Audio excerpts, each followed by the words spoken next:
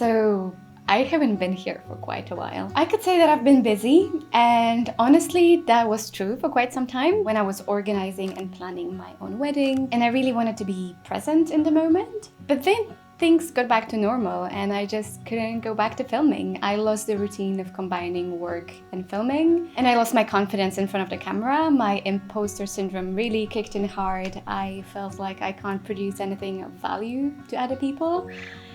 Reminded me of high school times when I wrote articles and poems that I never really showed anyone. But here I am today, trying to film an episode that quite a few of you requested on my Instagram. So thank you for being here despite such a long break, and let's get right into it. Let's explore Mauritius as a digital nomad.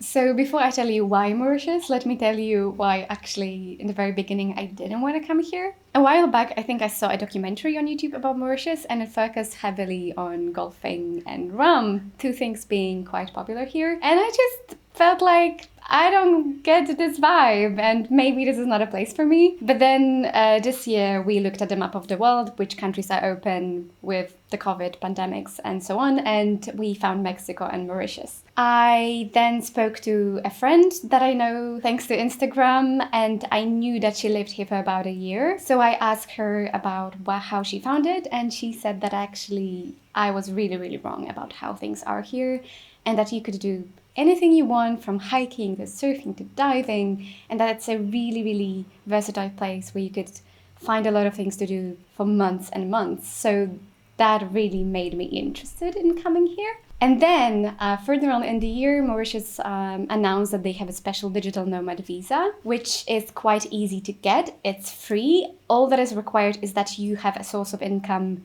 already, that you're not looking for a job when you come here, that you already have money to sustain yourself. And you also need to get COVID insurance in case you fall sick while being here. That was it. We came here to work and live and enjoy this beautiful place.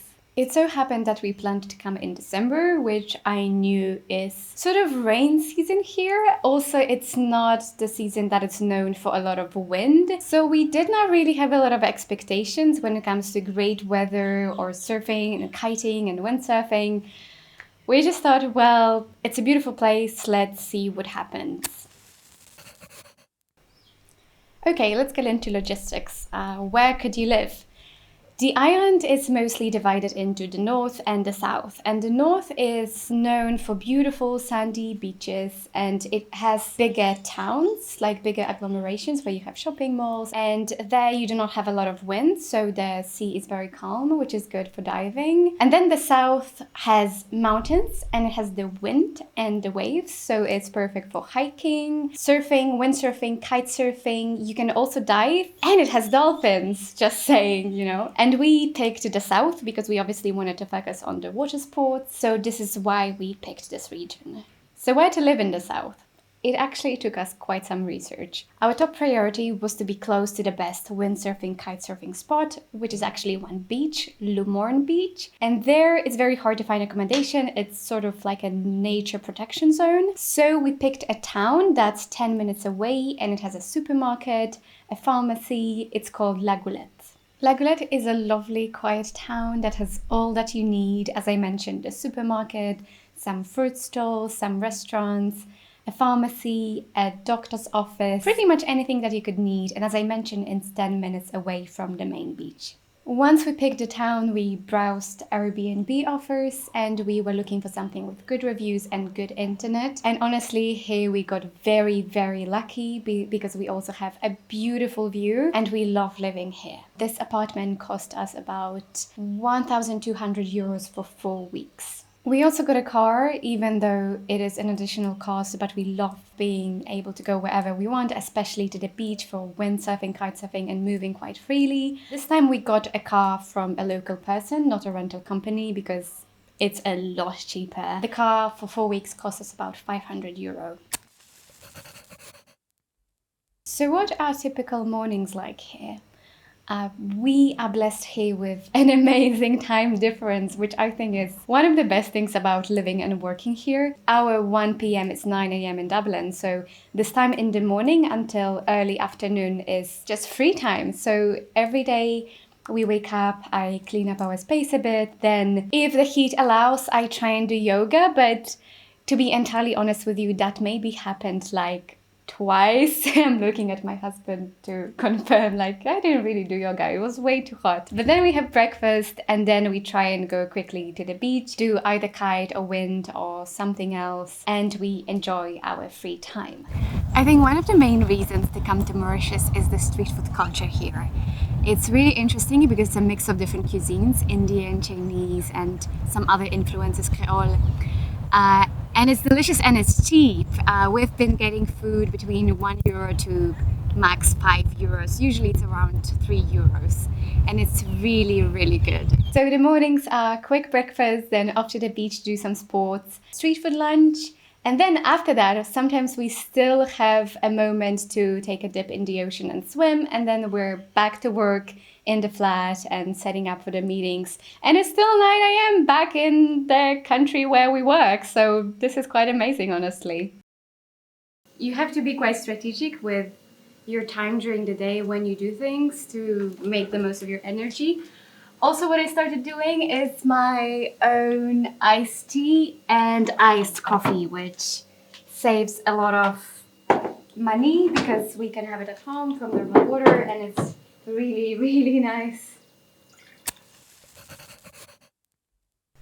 How I plan my day work really depends on what the weather is like. Sometimes when it's really, really hot, I leave my most important work, analytical work, for later in the afternoon when it gets colder. And honestly, today's been a bit hard with the heat. It was hard to concentrate at work, so I'm probably going to go back to work for a little while after we eat.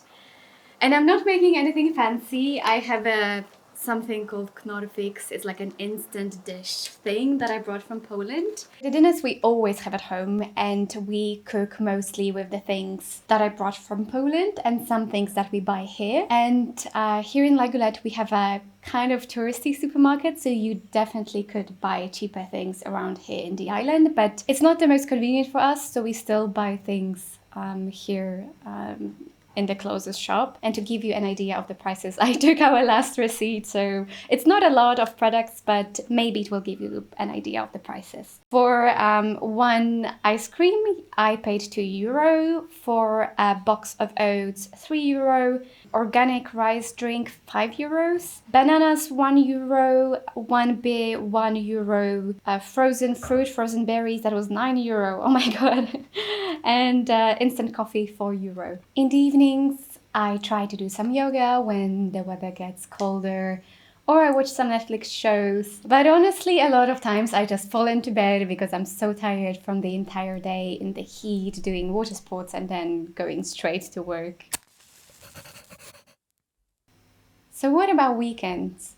Here, let me tell you again how excited I am about the time difference, because I feel like every day this time between whenever I get up to 1 p.m. plus weekends is just so much time to do sports and explore and do whatever we feel like. I felt like we did not need to take vacation time here because we had so much time to do things. So the weekends are amazing. It's extra 2 days when we can fully explore the island and go somewhere further away. We did a lot of hikes, we explored the mountains, we swam in waterfalls, and because it's rain season, it feels like there isn't that many people around here, so there were many trails where we saw no one. We were completely alone for many hours in beautiful spots with beautiful views. So yeah, it's been a beautiful adventure.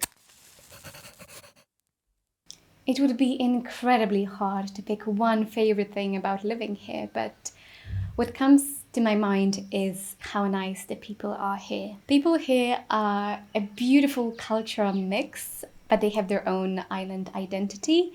They speak French, English, and Creole, so chances are you will be able to communicate with everyone. People, as I mentioned, are extremely nice. They were very interested in us on a human level. We never felt like tourists or cash machines like in some countries. We connected with a lot of people on a truly personal level. We also love the street food culture, as I mentioned. It's cheap, which brings down the overall cost of living here a lot.